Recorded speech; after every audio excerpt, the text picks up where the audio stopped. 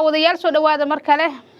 qodobada wararka ugu xasaasisan ee barnaamijkeena maanta aad ku maqli doontaan waxaa kamid ah ururka al-shabaab oo soo bandhigay askar ka tirsan ciidamada xoogga dalka Soomaaliyeed kuwaas oo ku qabteen dagaalkii ka dhacay deegaanka Cali Guduud.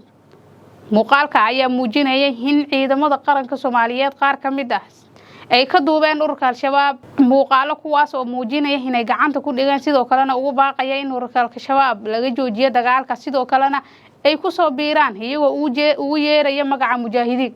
muuqaalo badan oo ay baraha bulshada iyo sidoo kale bartooda Facebook ururka al-shabaab ku soo baahiyeen ayaa sheegaya ciidamada ku bilbisan dariiska qaranka Soomaaliyeed kuwaas oo cabanaya sidoo kalena sheegaya in ay gacanta ugu jiraan ururka al-shabaab. deegaanka muuqaalka ayaan kula wadaagi doonaa ugu horeyn balse dagaalkii ka dhacay deegaanka Cali Guduud ayaa mar kale ururka al-shabaab waxa ay gacanta ku dhigeen deegaankaas iyadoo muddo 2 sano ka hor laga xoreeyay ururka al-shabaab deegaanka Cali Guduud haddana mar kale waxa ay gacanta ku dhigeen deegaankaas iyadoo adag tahay in si kale mar kale dib looga saaro iyadoo sanadii 2023 loo ogaa wixii ka dhacay deegaankaas masjidka Cali Guduud sidoo kalena godad waaweyn oo dhulka hoostiisa ururka al-shabaab in laga bixiyo ay adkaatay muddo 2 bilood ay ku dagaalamayeen masjidkaasi Cali Guduud ayaa haddana mar kale waxa ay dib ula wareegeen deegaankaasi.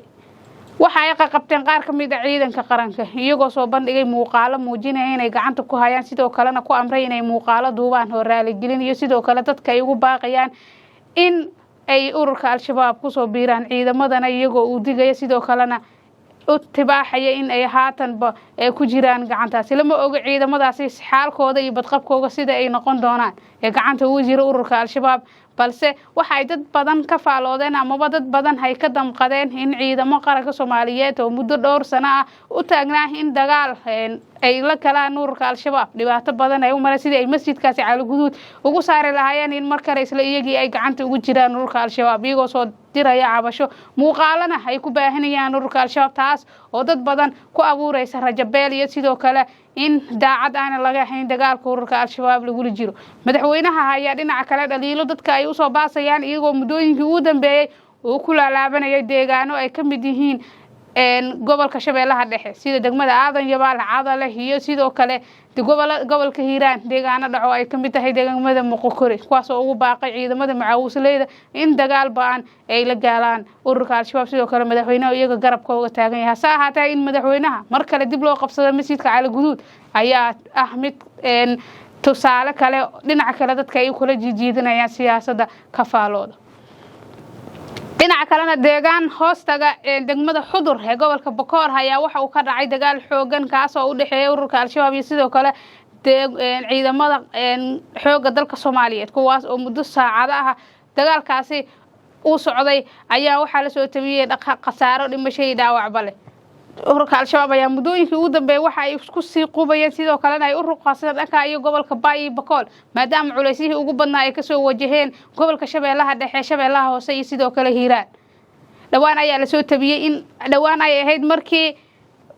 al-shabaab kooxda al-shabaab tiradii ugu badnaa ee ciidamada ay soo galeen gobolka Baay iyo Bakool ama Koonfur Galbeed kuwaas oo ay dad badan tibaaxayeen in halkaas ay u soo guureen ururka al-shabaab saaxaatee saakay hayay waxa ay feeraha isdareen sidoo kalena ay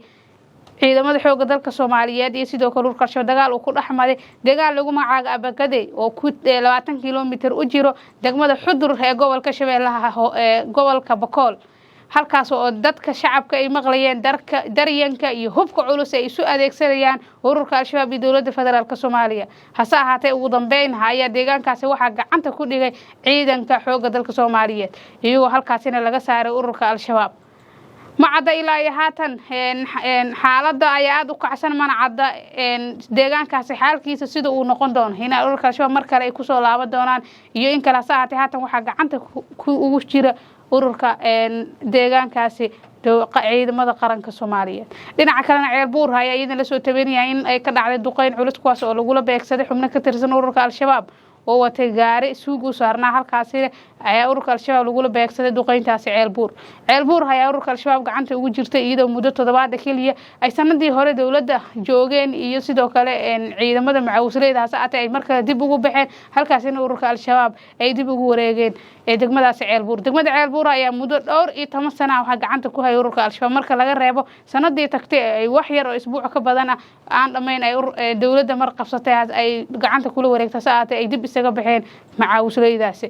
si kastaba ha ahaatee dagaalada dalka ayaan xasilooneen waxa uu galay dagaalo ba'an oo ku wajahan ururka al-shabaab haddii ay tahay dadka deegaanka ee macaawusleyda ciidamada loogu yeera dowladda federaalk Soomaaliya oo caawinaad ka helaysa beesha caalamka iyo sidoo kale